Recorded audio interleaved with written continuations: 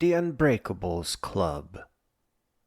It is easy to figure out what school bullies want. They want you to become a snarling beast like they are. They want to poison you with so much of their hate that you will not have a choice but to hate everything yourself. But the beast and the barbarian are on the opposite ends. The latter is a warrior, and the first a mess frothed up by their shitty fathers, who regretted their hookups, the marriage, and the first and the second kid, and I bet you, like father, like son, the bully destroyed his family too. The hollow never grow up. There is nothing in them to prevent that implosion. I didn't have much friends after my bullies came around, but I had my science book to ponder, and shortly thereafter programming, which apparently now is a kind of an inside joke, that bullied kids are drawn to programming. But I was drawn to the infinite complexity of it all. I cared not for games. I wanted to program deep into the computer to see what the heck is in there. In 6th or 7th grade, we had a programming class called Informatica. And surprisingly, some pretty nifty Elvro 800 Junior computers. Basically, a ZX Spectrum. And the hip teacher accused me of lying, of copying code, of having someone help me with my homework, and get me graded down. My bullies laughed at me, but I wasn't reacting. I was proud of my little program. It was my first one, and I had diagrams to prove it, though I didn't care to do that. Like my bullies, my teachers were also unraveling right before me. They were all well-wishing, crappy little monstrosities, bound and destroying what made all the students special and unique, and they were successful with the rest of my class. I cheerfully and rather proudly remained the black sheep, still to face countless bad grades and more bullies who got so dangerous that I'm pretty sure they had knives on them. My main bully lied to some older bullies that I was hurting him, probably to learn how to control people. He was already pretty messed up. Personally, I just saw a loser with perfect grades, all of which were fake and meaningless. Some years after that, and now long ago, in a crafty escape from a speech class, where you have to give speeches, a big no-no for now an immigrant in America, missing many words in his vocabulary still. Whilst quietly wandering corridors, another no-no, I got snagged by the future principal, who wanted to see what misfits were really like so that he could run a school more effectively. Maybe he saw me as a misfit. After all, I was wandering the halls. Or maybe he saw me as just one of the normal students that he could use as a control sample in his experiment. I don't think I fit any of anybody else's boxes. But today, I call his classroom the Suicide Club, and I'm proud that my adventures took me there. I call it this way because that is what the teachers saw, a bunch of losers. But we were the opposite. We were the unbreakables, the survivors. And yes, every one of us in that room had massive superpowers.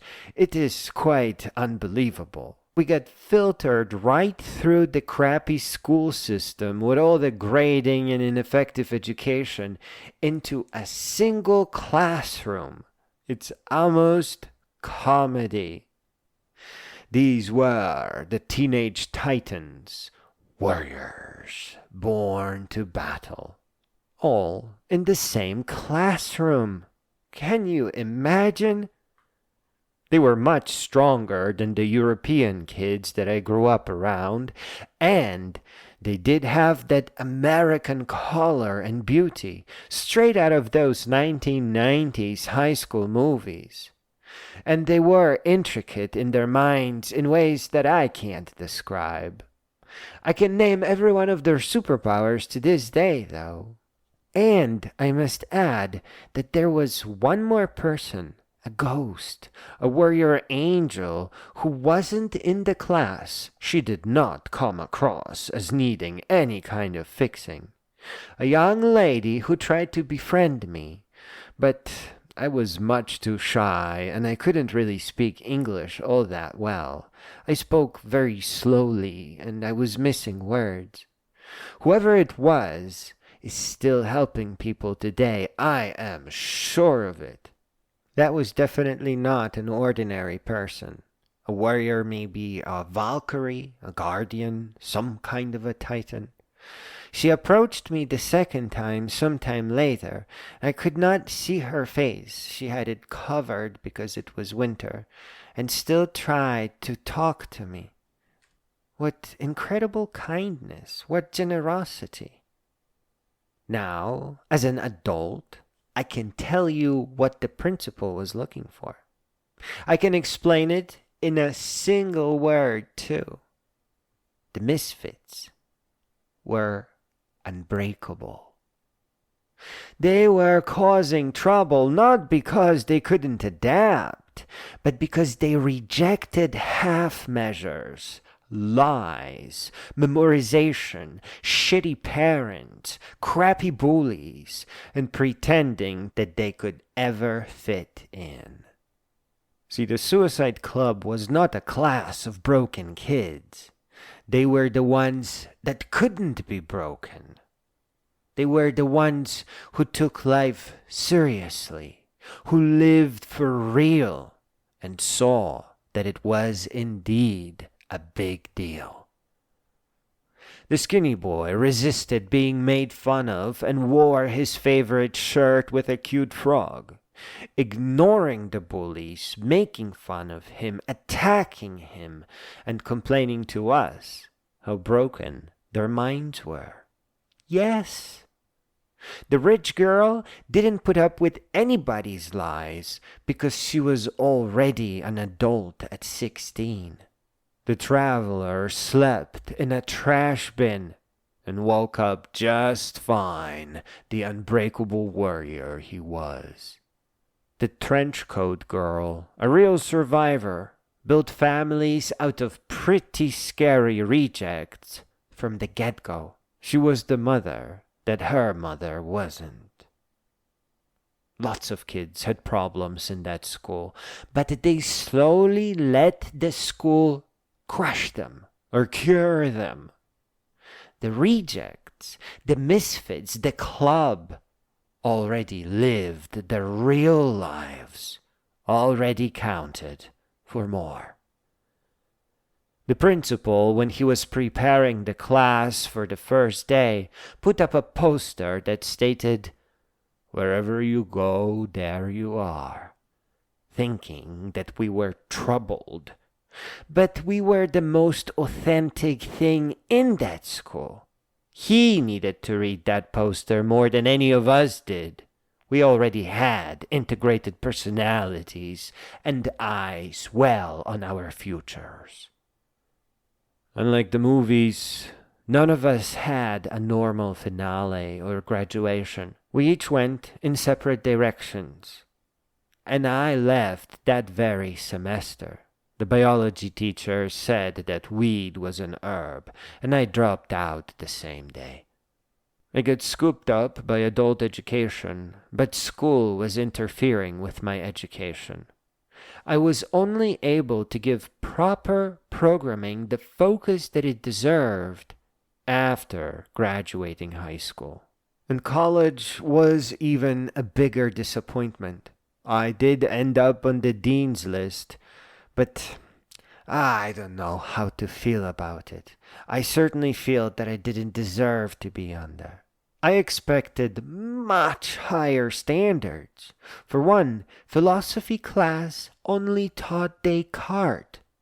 It is a good start, but philosophy class, oh my gosh, it is so much more. And the class that we did end up with destroyed that entire promise. It was anti-inspirational. It was anti-wisdom. Descartes was turned against himself, and now worked to destroy the pursuit and love of wisdom. For me, that class destroyed college. Like always, I was better off learning on my own.